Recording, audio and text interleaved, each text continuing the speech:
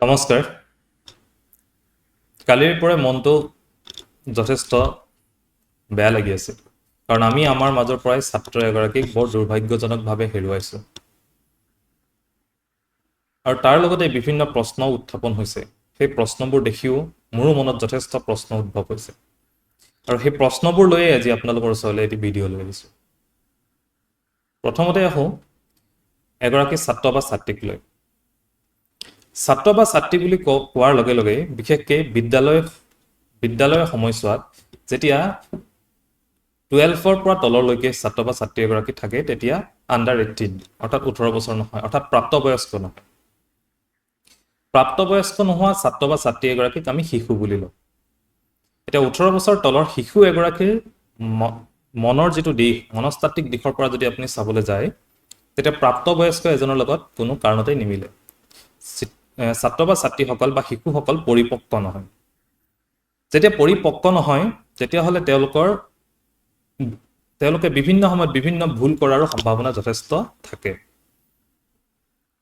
গতিকে যিটো ঘটনা ঘটি গ'ল তাৰ কাৰণে মই পোনপ্ৰথমেই সেই মৃত ছাত্ৰগৰাকীক মই মোৰ ফালৰ পৰা শ্ৰদ্ধা নিবেদিছোঁ আৰু তোমাৰ আত্মা য'তেই আছে তাতেই তুমি শান্তিত থাকা আৰু পুনৰ আমাৰ মাজলৈ ঘূৰি আহিবা বুলি মই আশা কৰিছোঁ।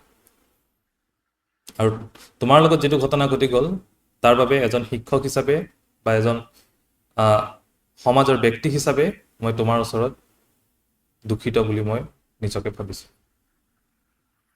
এগৰাকী শিশুৱে দিনটোৰ 24 ঘণ্টাৰ সময় ক'ত কেনেকৈ কটায়?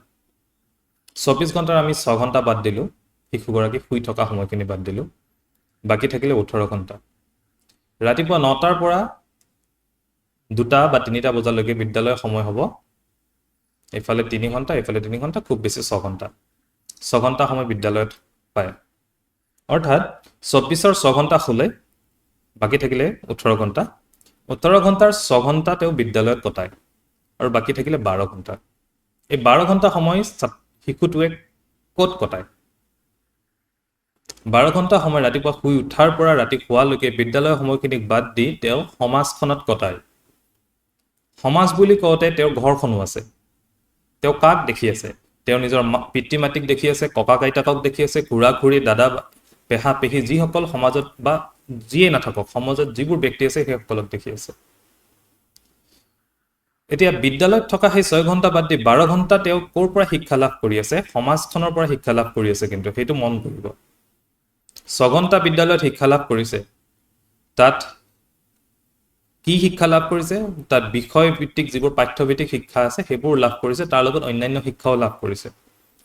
কিন্তু 12 ঘণ্টা সময় যি আছে সেই 12 ঘণ্টা সময়ত কিন্তু পাঠ্যভিত্তিক শিক্ষা ক'ৰ পৰা লাভ কৰা নাই। ক'ৰ পৰা কি শিক্ষা লাভ কৰিছে?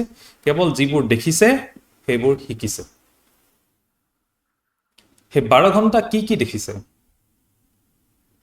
আপুনি এজন অভিভাৱক যদি হয়, অভিভাৱক হিচাপে আপোনাৰ বয়স যদি 30ৰ ওপৰত হয় তেতিয়াহ'লে বা 40ৰ ওপৰত হয় তেতিয়াহ'লে আপোনাৰ বয়সত সেই 12 ঘণ্টা সময় বিদ্যালয়ত থকা সময়ৰ বাহিৰে বাকী 12 ঘণ্টা সময় আপুনি যিবোৰ দেখিছিলে, এতিয়াৰ শিশু এগৰাকীয়ে সেই সময়খিনিত একেবোৰ বস্তুৱেই দেখেনে? আপুনি তেতিয়া শুই উঠিয়েই মোবাইলটো হাতত লৈছিলেনে? নে আপুনি শুই উঠিয়েই ৰাতিপুৱা শুই উঠিছিলে কেইটাত? আপুনি শুই উঠিছিলে সোনকালে।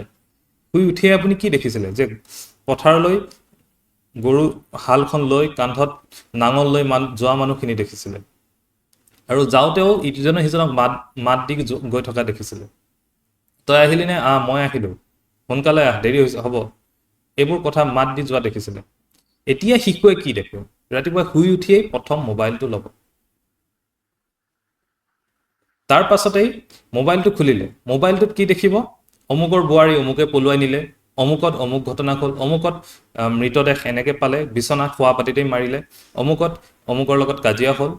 অৰ্থাৎ নেগেটিভ, গোটেই নেগেটিভ নিউজ ভৰ্তি। আপুনি পোৱা নাছিলে, কিন্তু মনত ৰাখিব, আপুনি পজিটিভ দেখিছিলে। যে আপুনি যিটো দেখিছিলে যে পথাৰলৈ গৈছে, ইজনে সিজনক মাত দি গৈছে, সকলো একেলগে গৈছে। তাৰ পাছত খোৱা বোৱা কৰিলে, ঘৰৰ পৰিৱেশ যদি ভাল ঠিকে আছে, যদি ঘৰৰ পৰিৱেশ বেয়া তেন্তে ঘৰত কাজিয়া দেখিছে। আৰু এইটো সঁচা কথা যে আগতকৈ বেছি ঘৰৰ কাজিয়া এতিয়া বাঢ়িছে, ঘৰুৱা কণ্ডল যথেষ্ট বাঢ়িছে। পিতৃ মাতৃৰ হওক বা খুৰাক দেউতাকৰ হওক বা ককা আইতাকৰ লগত মাক দেউতাকৰ হওক কাজিয়া বাঢ়িছে। বিদ্যালয়ত 6 ঘণ্টা থাকিলে, বিদ্যালয়ৰ কথা পাতিম অকণমান দেৰিকৈ পাতিম। বিদ্যালয়ৰ পৰা ওলাই গ'ল আবেলি 3টা বজাত, ওলাই গৈ কি দেখিছিলে? আগতে আপুনি কি দেখিছিলে যে আপুনি বিদ্যালয়ৰ পৰা ওলাই গৈ খেলিবলৈ ওলাই গৈছিলে ল'ৰা ছোৱালী আপোনাৰ লগৰ সমনীয়াৰ লগত, ফুটবলটো লৈ বা টেঙাৰ বলটো লৈ বা নিজে বনাই লোৱা বলটো লৈ বা কিবা অন্যান্য খেল খেলিব গৈছিলে, লগৰ সমনীয়াৰ লগত ফূৰ্তি কৰিছিলে।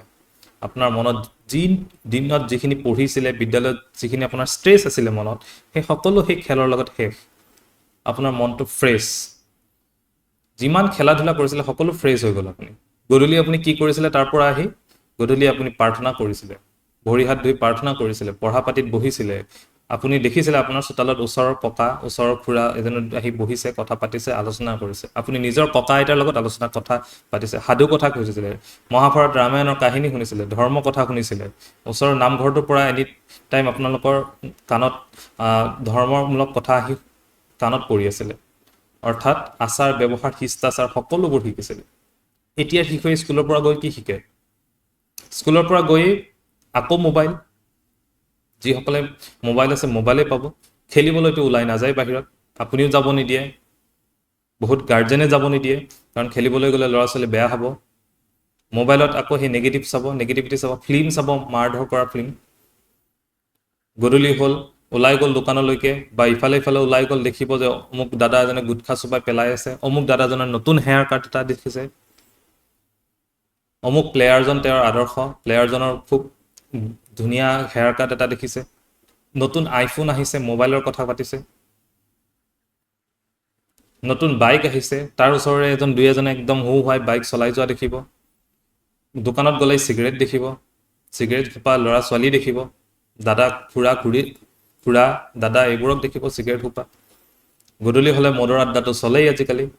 নামঘৰলৈ মানুহ যোৱা কমি গৈছে, মন্দিৰলৈ মানুহ যোৱা কমি গৈছে, একেলগে চোতালত মানুহ বহা কমি গ'ল, নোহোৱা হৈ গ'ল। গতিকে কেনেকুৱা পৰিৱেশ এটাৰ মাজতো আমি সোমাই গ'লোঁ। বাতৰি চাব নোৱাৰে, ভয়ংকৰ বাতৰি। গতিকে ৰাতিপুৱা শুই উঠাৰ পৰা ৰাতি শোৱালৈকে সেই 12 ঘণ্টা সময় শিশুজনে কিমান % পজিটিভ বস্তু দেখে, কিমান % নেগেটিভ বস্তু দেখে, আপুনি এবাৰ নিজেই অনুমান কৰি লওকচোন। নেগেটিভৰ পাৰ্চেণ্টেজটো নিশ্চয় বেছি যেন লগা নাইনে? 70% নেগেটিভ বস্তু, গোটেই নেগেটিভিটিয়ে ভৰি আছে। 70% নেগেটিভ আৰু 30% মানুহে খুব সম্ভৱ পজিটিভ হ'ব। কিছুমান ক্ষেত্ৰততো তাতকৈও পজিটিভৰ সংখ্যা কম হ'ব। গতিকে আপুনি ভাবক, 12 ঘণ্টা সময় যিগৰাকী শিশুৱে নিজৰ আশে পাশে গোটেই নেগেটিভিটি দেখি আছে, সেই শিশুজনে 6 ঘণ্টা সময় বিদ্যালয়ত থাকিব, নিজৰ English, Assamese, social, science, Hindi এই 6টা-7টা বিষয়ো পঢ়িব। তাৰ লগতেই আকৌ এজন আদৰ্শৱান ব্যক্তি, শিষ্টাচাৰ থকা ব্যক্তি হিচাপে বিদ্যালয়ৰ পৰা শিক্ষা লাভ কৰিব। এক্সপেক্টেশ্যনটো চাওক, সমাজখন কোনফালে গৈ আছে আৰু শিশুসকলৰ লগত যিবোৰ ঘটনা ঘটি আছে সেই বিষয়ৰ ভবা মানুহৰ সংখ্যা কিমান আছে। এতিয়া বিদ্যালয়বোৰত যিবোৰ ঘটনা ঘটে, তাৰ ঘটনা যে কেৱল শিক্ষকসকলক যে দায়ী কৰে, সেই উদ্দেশ্যটো লৈহে মই কথাটো কৈছোঁ। যদি আপুনি ভাবে যে শিক্ষকসকল নাথাকেও, শিক্ষকসকলৰ পৰা যদি একো কৰিবই পৰা নাই, শিক্ষকসকল আপোনাৰ সমাজৰ পৰা নাই বুলি ধৰক, তেতিয়াও সেই শিশুজনে সেই বাকী 6 ঘণ্টা সময়ো কিন্তু সেই নেগেটিভ বস্তুবোৰহে দেখিব। অৰ্থাৎ 18 ঘণ্টাৰ যি 6 ঘণ্টা বিদ্যালয়ত আছিলে, সেই 6 ঘণ্টাত যিখিনি শিক্ষা লাভ কৰিছে, সেই 6 ঘণ্টা বাদ দি যদি বিদ্যালয় বাদ দি দিয়ে, তেতিয়া সেই 6 ঘণ্টাও নেগেটিভিটিয়ে দেখিব। অৰ্থাৎ সমাজখন ধ্বংস হৈ যাব। মই কৈছোঁ সমাজখন ধ্বংস হৈ যাব যদি বিদ্যালয়ৰ শিক্ষকসকলে বিদ্যালয়ৰ পৰা শিক্ষক নোহোৱা হৈ যায়। গতিকে শিক্ষকসকলক সহজ টাৰ্গেট কৰি নল'ব। 5 মিনিট দেৰি হ'ল, 10 মিনিট দেৰি হ'ল চাবলৈ শিক্ষকসকলৰ ওপৰত প্ৰশাসন আছে, IS আছে, DU আছে, BU আছে, আজিকালি শিক্ষা সেতু এপ আছে। 15 মিনিট দেৰি হ'লে আপুনি কোনটো টাইমত বিদ্যালয় গৈ পাইছে, আপোনাৰ এটেণ্ডেঞ্চ তাত ৰেজিষ্টাৰ হয়, সময় তাত ওলাই থাকে, কোনটো টাইমত বিদ্যালয়ৰ পৰা আহিছে সময় ওলাই থাকে। তেনেস্থলত ওচৰ চুবুৰীয়া যিবোৰ পৰ্টেলে মোবাইলটো লৈ বুম এটা লৈ পেলাই গৈ 5 মিনিট দেৰি হোৱা শিক্ষকজনক আৱৰি ধৰে যে আপুনি কেলেই দেৰিকৈ আহিছে, কি হৈছে, আপুনি কেলেই কৰিছে, ছাত্ৰ ছাত্ৰীসকলে দেখা কয়। আৰু সেই ছাত্ৰ ছাত্ৰীসকলে গধূলি আহি যেতিয়া নিউজ পঢ়িব, যেতিয়া মোবাইলটো নিউজ চাব, সেই নিজৰ ছাৰ বাইদেউজনক দেখিব আৰু কমেণ্টত এগালমান গালি দেখিব, তেতিয়া সেই ছাৰ বাইদেউজনৰ প্ৰতি সেই শিশুগৰাকীৰ মনত কি ধাৰণা এটা আহিব? আৰু সেই শিশুটোৱে পিছদিনা আকৌ আপুনি আশা কৰে বিদ্যালয়লৈ গৈ সেই ছাৰ বা বাইদেউগৰাকীৰ পৰা আকৌ ভাল শিক্ষা লাভ কৰিব, খুব মনোযোগেৰে শিক্ষা লাভ কৰিব, সেয়া আপুনি আশা কৰে? নিজকে এবাৰ টুকুৰিয়াই চাওক, সমাজখন টুকুৰিয়াই চাওক, আপুনি নিজে কিমান শুদ্ধ সেইটো টুকুৰিয়াই চাওক, তাৰপিছত আনক দায় দিব। কোনো অধিকাৰ নাই কোনো এগৰাকী ব্যক্তি এজন শিক্ষক বা শিক্ষয়িত্ৰীক বিনা কাৰণত কোনো তথ্য প্ৰমাণ নোহোৱাকৈ আঙুলি টোবোৱাৰ।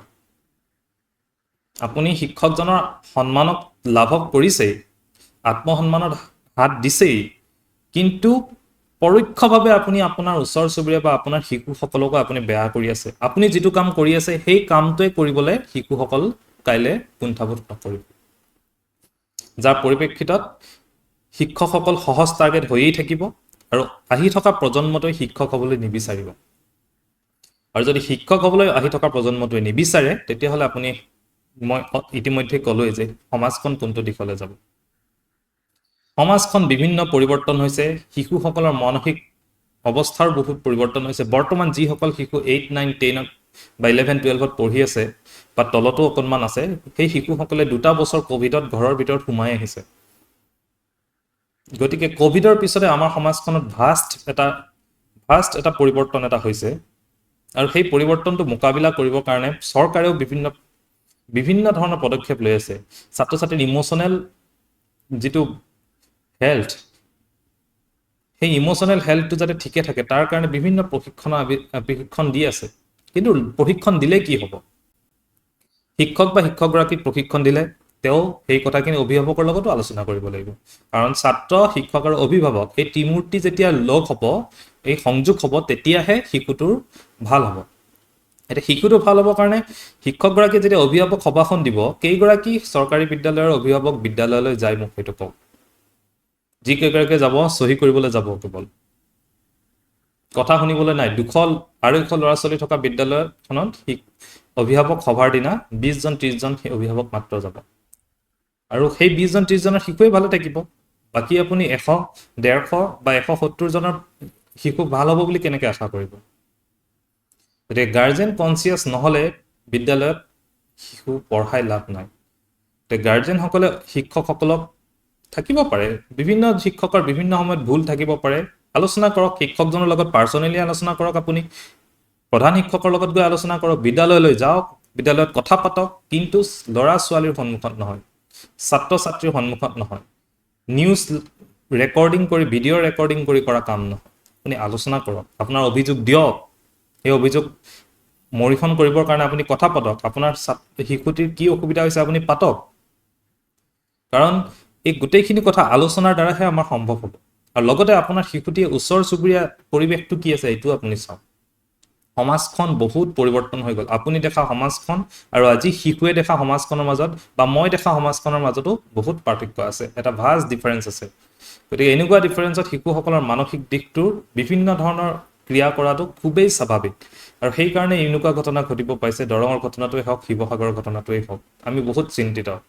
শিক্ষক হিচাপে আমি বহুত চিন্তিত, কাৰণ আমি কৰ্পৰেল পানিছমেণ্ট দিব নোৱাৰোঁ। আগতে দিছিলে, এতিয়া সেই কৰ্পৰেল পানিছমেণ্ট ব্যৱস্থা বিদ্যালয়ত নাই, আৰু পানিছমেণ্ট দি আজিৰ শিশুক ভাল কৰিবও নোৱাৰি। মই এইটো কৈছোঁ, মই যদি এজন শিশুক কিবা ভুল কৰাৰ কাৰণে বা কিবা কাজিয়া কৰাৰ কাৰণে মই এজন শিশুক পানিছমেণ্ট দিওঁ, কাইলৈ সেই শিশুটোৱে অন্য এজনক কিবা এটা কৰা দেখিলে তাকো পানিছমেণ্ট দিবলৈ যাব। গতিকে কৰ্পৰেল পানিছমেণ্ট এতিয়া আৰু কোনো এটা শাসন কৰা বা শিক্ষা দিয়াৰ ব্যৱস্থা হৈ থকা নাই। ছেকেণ্ডৰীৰ আগত বিদ্যা ইতিমধ্যেই সমাপ্ত হৈছে, আৰু আইনেও সেইটো কৈছে। জুভেনাইল বৰ্ডখনে, ভাৰতৰ জুভেনাইল বৰ্ডে শিশুসকলক শিশু হিচাপেই লৈছে। কালি যিটো ঘটনা ঘটি গ'ল, তাত যিসকল শিশুৱে বৰ্তমান সংঘাত হৈছে, আইনৰ লগত সংঘাত হোৱা বুলি কৈছে, অপৰাধী বুলিও আপুনি ক'ব নোৱাৰে। সেই শিশুকেইটা আইনৰ লগত সংঘাত হৈছে, সেই শিশুসকলক অন্যান্য প্ৰাপ্তবয়স্ক অপৰাধীৰ দৰে তেওঁলোকক ট্ৰিট নকৰে, তেনেকুৱা তেওঁলোকৰ পানিছমেণ্টটো হ'ব বুলি আপুনি আশা কৰিব নোৱাৰে। সেই শিশুসকলক সংশোধন হ'বৰ কাৰণে জুভেনাইল বৰ্ডৰ ফালৰ পৰা তেওঁলোকক সংশোধনহে কৰাবলৈ চেষ্টা কৰিব, কাৰণ তেওঁলোক শিশু কৰিছে, ডাঙৰ অক্ষমনীয় অপৰাধ এটা কৰিছে, তাৰ কাৰণে পানিছমেণ্ট হিচাপে তেওঁলোকৰ বেলেগ ব্যৱস্থা আছে, কিন্তু প্ৰাপ্তবয়স্কৰ লগত সেইটো নিমিলে। কোনোৱে কৈছে ইহঁতক ইহঁতকো মাৰি পেলাব লাগে, ইহঁতকো ফাঁচি দিব লাগে, এনেকুৱা ধৰণৰ যিবোৰ কথা আপোনালোকে কমেণ্টত লিখে নহয়, এই কথাবোৰৰ পৰা বহুত ডাঙৰ ডাঙৰ এফেক্ট হৈ যায় ছাত্ৰ ছাত্ৰীৰ মনত। ল'ৰা ছোৱালীকেইটাই সেই ষ্টুডেণ্ট কেইজনে সেই তিনিজনে মই ভাল কৰিছে বা কিবা ঠিক কৰিছে বুলি মই সিহঁতক জাষ্টিফাই কৰিব যোৱা নাই। মোৰ সমবেদনাও সেই মৃত শিশু ছাত্ৰগৰাকীৰ লগত সমানেই আছে। কিন্তু মই কথাটো কৈছোঁ যে আমি তেনেকুৱা ধৰণৰ ছাত্ৰ বা ছাত্ৰী আমি ক্ৰিয়েট কৰি আছোঁ, আমি সমাজখনে ক্ৰিয়েট কৰি আছোঁ ডাইৰেক্টলি বা ইনডাইৰেক্টলি। কথাই কথাই শিক্ষকক আঙুলি টোৱাব বন্ধ কৰক, শিক্ষকৰ লগত আলোচনা কৰক, সহযোগ কৰক, আপোনাৰ শিশুটো তেতিয়া ভাল হ'ব। এতিয়া শুনিব পৰা মতে এই ঘটনাটোত শিক্ষকসকলে সিহঁতৰ মাজত যে কাজিয়া আছিলে এইটো গমেই নাপায়। সেইটোত বাহিৰত হোৱা কাজিয়া এটা গৈ গৈ হেৰিতে ঘটনাটো ঘটি গ'ল। 7:30 হোৱা বিদ্যালয়খনত 2টা পিৰিয়ডৰ পিছত দুটা পিৰিয়ডৰ মাজৰ ব্ৰেকত সময়ত সেই ঘটনাটো ঘটি গৈছে। গতিকে বিভিন্ন টেকনিকেল কথা থাকে। বিদ্যালয় এখন কেনেকৈ পৰিচালনা হয়, বিদ্যালয়খনৰ ভিতৰত কোনে কাক কি সময় দিছে। প্ৰধান শিক্ষকগৰাকীয়ে ইউডাইচৰ কাম কৰি আছিলে। শিক্ষকসকলৰ বিভিন্ন কাম থাকে আজিকালি। ইউডাইচৰ কাম হওক, শিক্ষাছেটৰ আপডেটৰ কাম হওক, বিভিন্ন ট্ৰেইনিং হওক, লেচন প্ৰিপাৰেশ্যন হওক, বিভিন্ন ধৰণৰ কাম থাকে। আৰু তাৰ মাজতে শিক্ষকসকলে পাৰ্যমানে চেষ্টা কৰি আছে।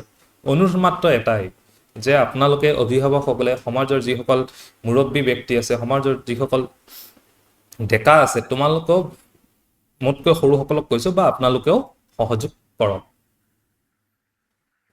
বিভিন্ন ধৰণৰ সহযোগ কৰক। সভাই সমিতিয়ে যাওক, কিবা অসুবিধা হৈছে নেকি আপোনালোকে আলোচনা কৰক। ছাত্ৰ ছাত্ৰীসকলক কেনেকৈ ঠিক কৰিব পাৰি তাৰ কাৰণে আৰু কি কিবা কৰিব পাৰি নেকি আপোনালোকে আলোচনা কৰক। পৰিচালনা সমিতিখন সেইকাৰণেই আছে, মাতৃগোট সেইকাৰণে আছে, প্ৰাক্তন ছাত্ৰ ছাত্ৰীৰ এখন সমিতি সেইকাৰণেই আছে। আপোনালোকে বিদ্যালয়খনৰ এটা অংগ হিচাপে নিজেও অকণমান সময় বিদ্যালয়খনক দিয়ক।